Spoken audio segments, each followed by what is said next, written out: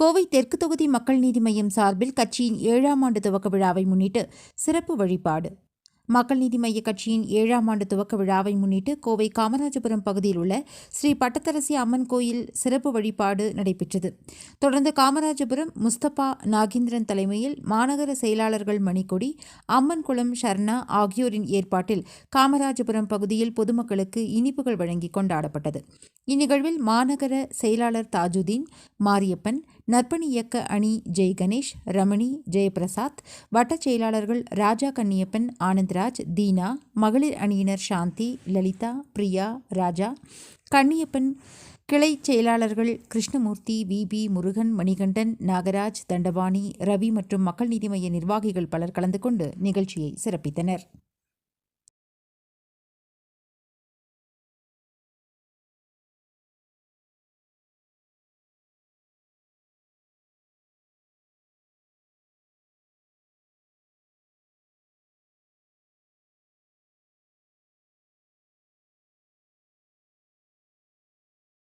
மக்கள் நீதி மய்யம் தமிழ்நாட்டிலே தொடங்கப்பட்டு 6ஆம் ஆண்டு முடிந்து இன்று 7ஆம் ஆண்டில் தடம் பதிக்கும் நாள்.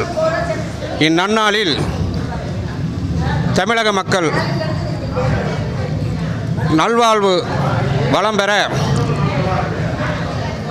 எங்கள் மக்கள் நீதி மய்யத்தின் தலைவர் நம்மவர் அவர்கள் தலைமையில் என்றும் மக்கள் நலனில் மக்கள் நீதி மய்யம் செயல்படும் என்று மீண்டும் உறுதியளிக்கின்றோம்.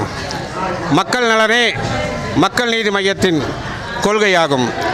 இந்த கொள்கைக்கு ஏற்றபடி எங்களது தலைவர் நம்மவர் அவர்கள் செயல்பட்டு வருகிறார்.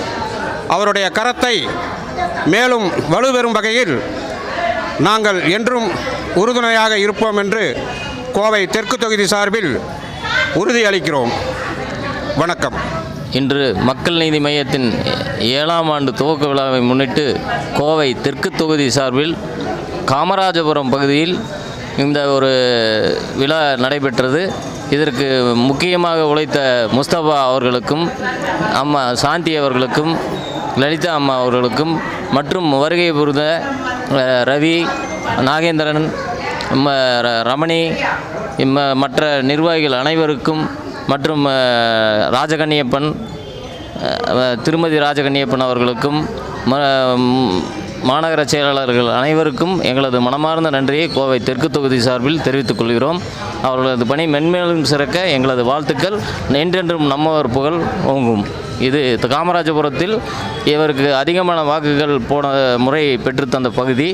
இம்முறை அதைவிட அதிகமான வாக்குகள் அவருக்கு கிடைக்கும். நாடாளுமன்றத்தில் அவர் கால் பதியும். நன்றி, வணக்கம்.